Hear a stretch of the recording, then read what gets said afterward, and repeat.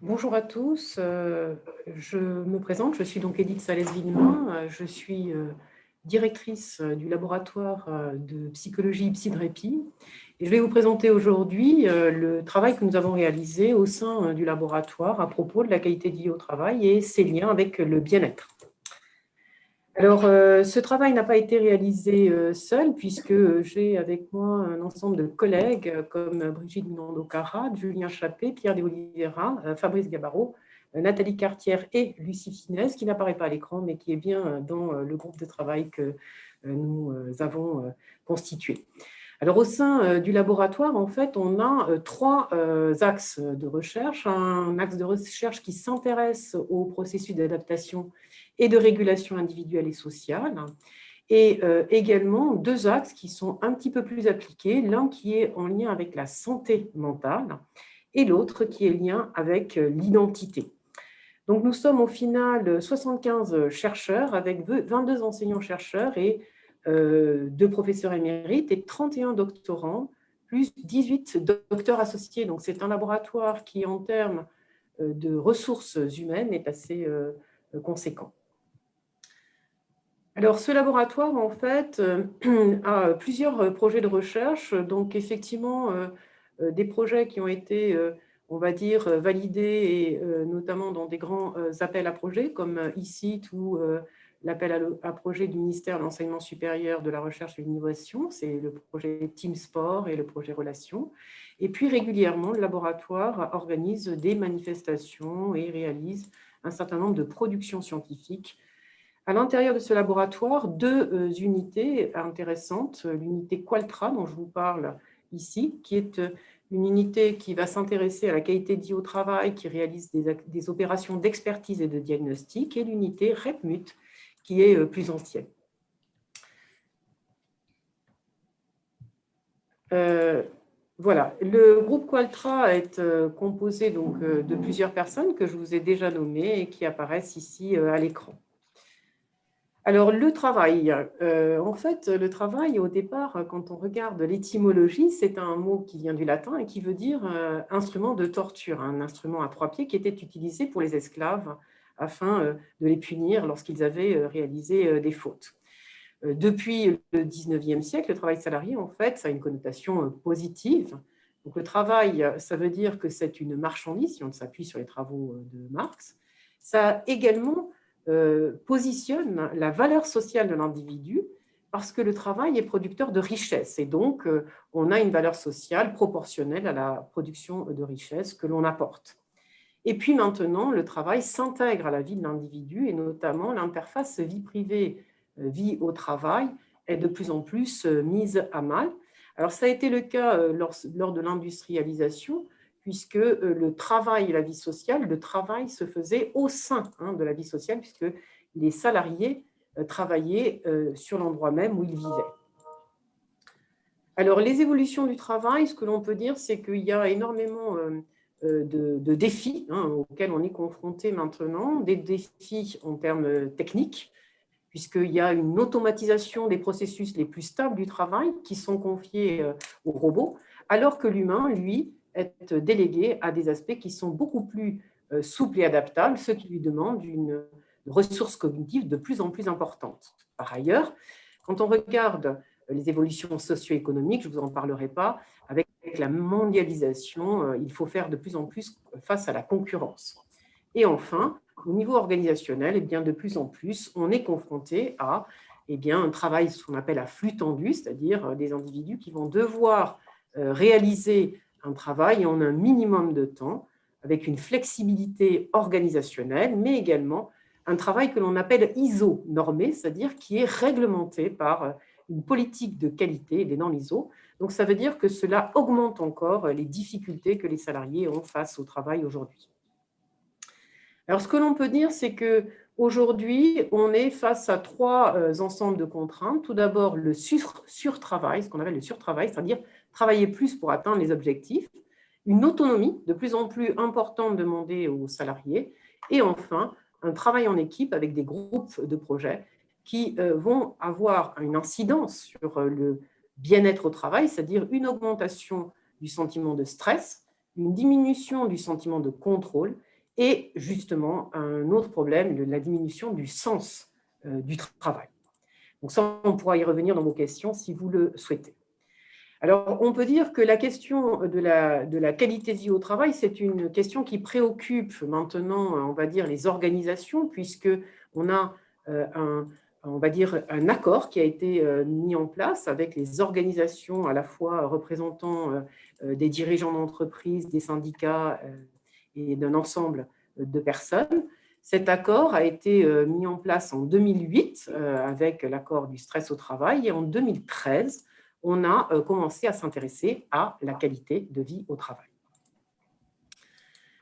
Alors, la qualité de vie au travail, c'est justement toute la difficulté, c'est que c'est un concept qu'on va dire qui est difficile à définir parce que quand on regarde finalement la qualité de vie au travail, certains la réfèrent au bien-être, certains la réfèrent à la satisfaction, certains la réfèrent à la motivation et certains la réfèrent en opposant à des choses qui sont beaucoup plus anciennes comme les risques psychosociaux, les RPS, et le stress.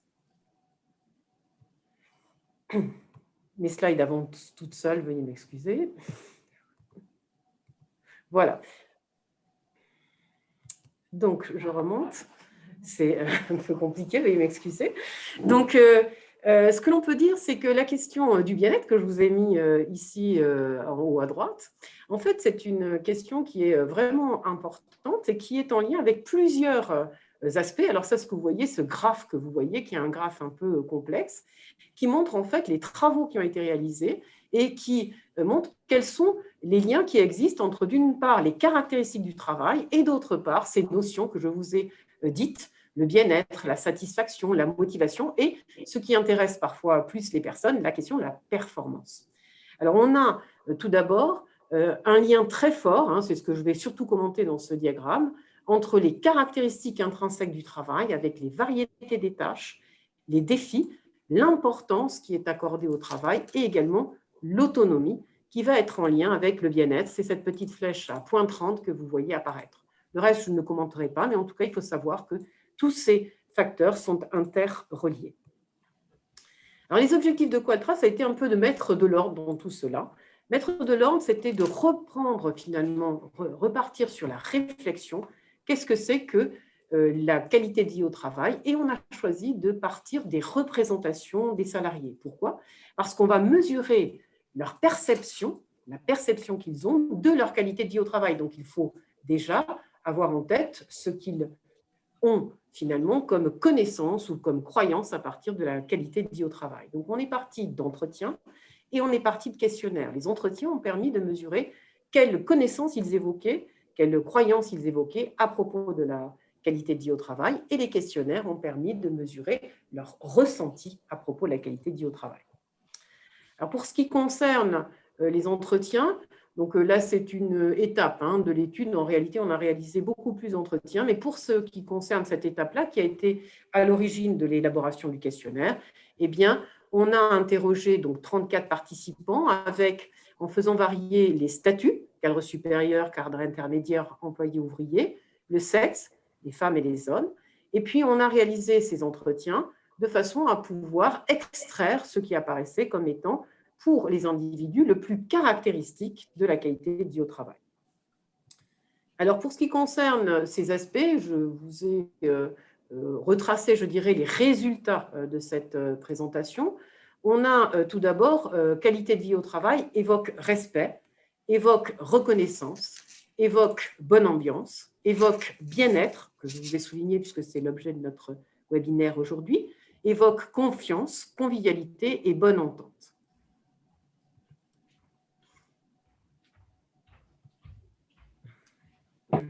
Veuillez m'excuser. Donc là, il y a quelqu'un qui manipule peut-être. Voilà. Alors, les verbatims. Les verbatims, en fait, ça veut dire que mettent les individus derrière tâches et temps de travail? Eh bien, l'idée que parfois on rajoute du travail au dernier moment. Relation sociale au travail, c'est le fait qu'il y ait de la convivialité. L'équilibre entre la vie personnelle et professionnelle, c'est finalement le fait que ensemble, eh bien, on travaille mieux et on peut communiquer. L'évolution dans le travail, le sentiment de reconnaissance, l'environnement de travail. Donc, je vous laisse regarder avec avec un peu plus d'attention si vous voulez, c'est verbatim, ça veut dire qu'on part de ce que disent les personnes pour pouvoir faire apparaître finalement un certain nombre d'éléments. De là, on a pu mettre au point cette fameuse échelle de mesure de la qualité de vie au travail en la singularisant sur 6 dimensions, celles que je viens de vous nommer. La qualité de vie au travail, c'est les tâches et le temps de travail, c'est les relations sociales au travail, c'est l'équilibre entre la vie professionnelle et la vie personnelle, c'est l'environnement de travail, c'est l'évolution professionnelle et c'est la reconnaissance et le soutien organisationnel. Donc, ça veut dire que l'ensemble de ces dimensions va faire l'objet d'une mesure. Alors, il y a 4 items, par exemple, pour l'évolution professionnelle. Il y a 5 items, par exemple, pour l'évolution dans le travail. Donc, au final, on se retrouve avec une échelle qui comprend 26 items, 26 questions, si vous préférez, qui sont structurées en 6 dimensions, celle-là même que je viens de vous donner. Alors, l'avantage de cette échelle, c'est qu'elle permet de positionner la qualité de vie au travail perçue par l'individu, celle qui est ressentie par l'individu, mais il est mesuré aussi la qualité de vie au travail que l'on appelle idéale, c'est-à-dire finalement, quelle est pour l'individu ce qui est important et ce qui ne l'est pas dans la qualité de vie au travail. Auquel cas, on peut à la fois mesurer l'écart qui existe entre ce point de référence et la situation actuelle de l'individu, c'est notre premier objectif. Et la deuxième chose, c'est que l'on est capable de calculer finalement pour chaque individu une qualité de vie au travail perçue qui est pondérée en fonction de l'importance qu'il accorde à chacune de ces dimensions. Voilà l'originalité de cette échelle. Donc, on a dans cette phase de questionnaire, je ne sais pas pourquoi il revient. Donc, on a dans cette phase de questionnaire interrogé 1300 personnes. À partir de ces 1300 personnes, on a pu donc interroger ces 1300 personnes avec en prenant en compte le statut de ces personnes. Elles étaient cadres ou elles ne l'étaient pas, elles encadrent une équipe ou pas. Elles sont de sexe féminin ou masculin et elles sont répertoriées dans différents secteurs d'activité, donc privés, publics ou mixtes. Donc, on a une répartition donc, de cette population sur ce gros échantillon qui est, on va dire, assez proche de la population parente, c'est-à-dire la population des Français. Ce que l'on peut montrer, c'est que l'échelle est très robuste, c'est juste ce que veut dire ce tableau-là, c'est-à-dire qu'en fait, on a une bonne cohérence de l'échelle. Cela veut dire que les items, ce que l'on mesure, correspond bien à ce que l'on est censé mesurer. Je vous passe cela, je vais arriver rapidement aux résultats. Alors, les résultats que l'on obtient sont assez intéressants, c'est qu'on s'aperçoit qu'il y a un effet du groupe sexuel des participants. Donc, ce que l'on peut dire, c'est que les femmes ont une qualité de vie au travail perçue qui est moindre que celle des hommes. Et ça, c'est significatif. Deuxième chose, ce que l'on remarque, c'est que les femmes ont une qualité de vie au travail idéale qui est supérieure à celle des hommes. Dit autrement, elles considèrent que les items qu'on leur a présentés sont plus importants que ceux que ne considèrent les hommes. Mais ce qui nous intéresse au final, c'est que quand on mesure l'écart entre l'idéal et le perçu, eh bien cet écart est plus fort pour les femmes que pour les hommes. Donc cela veut dire qu'elles ont des attentes qui sont importantes, mais qui ne sont pas comblées, je dirais, dans leur qualité de vie au travail perçue aujourd'hui. Comparons maintenant le pattern de résultats en ce qui concerne les personnes qui sont collaborateurs, collaboratrices et les cadres. Et là, on s'aperçoit qu'on a en fait un résultat qui est également intéressant puisqu'on retrouve le même pattern de résultats que pour les femmes. Dit autrement, il se trouve qu'ils ont, les non-cadres, une qualité de vie au travail perçue qui est moindre que celle des cadres. Par ailleurs, ils positionnent leur qualité de vie au travail de manière plus idéale, plus élevée que les cadres. Et enfin, l'écart entre les deux est également, on va dire, important. Ça veut dire que les personnes qui sont non cadres, finalement, ont des aspirations qui sont bien au-delà de celles qu'ils vivent au quotidien. Enfin, quand on regarde les secteurs d'activité, eh bien cette fois-ci, il n'y a pas de différence en ce qui concerne les 3 secteurs d'activité que je vous ai dit, le privé, le public et le mixte. Dit autrement, eh bien, on ne retrouve pas ce pattern qu'on pouvait attendre entre peut-être le public et le privé, que l'on avait chez les femmes et que l'on avait chez les non-cadres.